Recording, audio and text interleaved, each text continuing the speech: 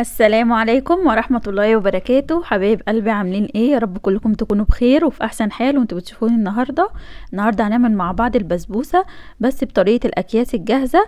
حاجة كده لو انتي مالكيش في الحلويات خالص، الطريقة دي هتنجح معاكي جدا وهتطلع لك احلى بسبوسة واحلى كمان من بتاعة الحلواني.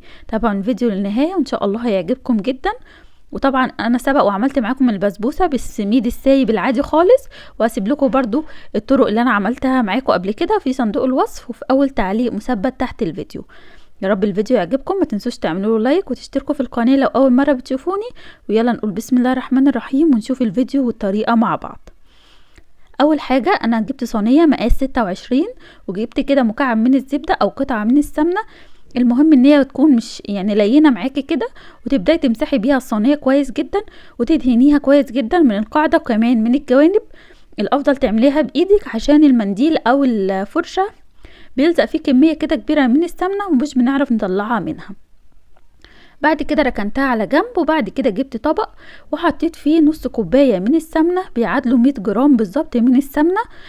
سيحتها بس من غير ما تسخن خالص. تمام. وبعد كده جبت كيس من البسبوسه او كيس بسبوسه جاهزه او الاكياس اللي بتتباع يعني في السوبر ماركت، اللي هو النوع بتاعه اسمه حلو الشام، وحطيتها عليه بالشكل ده كده. هبدأ كده اقلب البسبوسه مع السمنه الاول ونبستها كده مع بعض ونغلف كده كل الحبيبات بتاعه البسبوسه بالسمنه كويس جدا. ممكن نقلبها كده بالمعلقه او نقلبها بايدينا زي ما تحبوا. ولو مش هتعرفوا تعايروا كميه السمنه كويس، هتجيبي كوبايه الزبادي اللي احنا هنجيبها من اي مكان، زي كوبايه الزبادي دي كده يكون حجمها 100 جرام. الكوبايه دي بالظبط وزنها 103 جرام، وتحطي فيها السمنه. تفضي كده علبه الزبادي في اي طبق او حاجه وتعايري بيها السمنه. تمام، تعايري بيها 100 جرام من السمنه. تمام. بعد ما نبستها كويس بالسمنه بنحط عليها علبه الزبادي اللي هي 100 جرام، وبعد كده بنقلبها كويس وكده بتكون جاهزه معانا. يعني هي 3 مكونات بس: الزبادي والسمنه وكمان كيس السميد او الكيس البسبوسه الجاهز من غير سكر من غير اي اضافات تانية خالص. انا عملتها معاكم قبل كده بالحليب البودر المحمص، وعملتها بكذا طريقه هتلاقوها موجودة على القناة وهسيبها لكم برضو في اول تعليق تحت الفيديو. بس الطريقة دي بجد من اكتر الطرق المحببة لقلبي، سهلة وبسيطة جدا وسريعة، وكمان طعمها حلو قوي، قريبة جدا من الجاهزة اللي بنشتريها من اي محل بره. ببدأ كده افردها في الصينية بالشكل اللي انتوا شايفينه ده كويس جدا، واسوي كده وشها واخبطها كده خبطتين على الرخامة بحيث ان الوش بتاعها كده كله يبقى متساوي قد بعضه.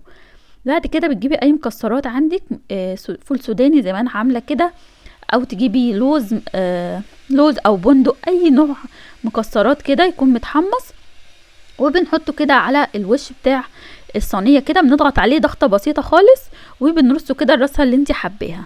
ممكن كمان ما تحطيش اي مكسرات خالص وتسيبيها ساده كده، برده بيبقى طعمها حلو قوي. طبعا انا مسخنه الفرن على درجه حراره 180، ونزلت الرف بتاع الفرن مش عاوزاه وسط، عاوزاه تحت الوسط بشويه. تمام، يعني قريب من تحت شويه. وبدخل كده الصينيه لحد ما تاخد كده لون ذهبي من تحت ومن الجوانب، بشغل لها الشوايه تاخد لون كده ذهبي حلو من فوق. بعد كده بنخرجها وبنسقيها مباشره بالشربات. الشربات بتاعها عباره عن كوبايه وربع من السكر، وعليهم كوبايه ونص من الميه، الكوبايه اللي هي حجمها 200 ملي اللي هو المج العادي بتاع الشاي. تمام.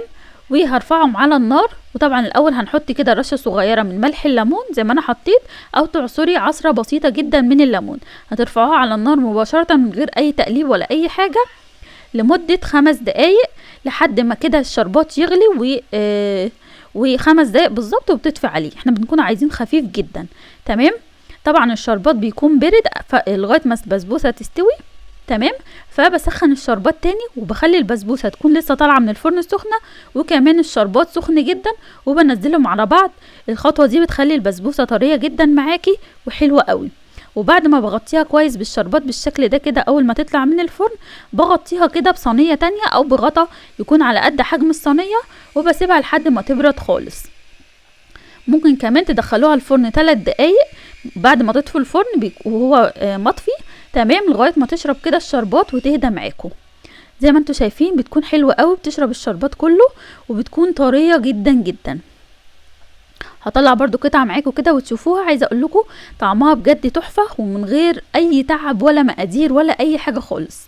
وعايزه اقول لكم كمان ان نوع السمنه اللي بتستخدموها في البسبوسه بيأثر جدا على طعم البسبوسه، فاختاروا نوع سمنه يكون حلو جدا. طبعا البسبوسه روحها في السمنه البلدي، فبتكون حلوه قوي قوي معاها.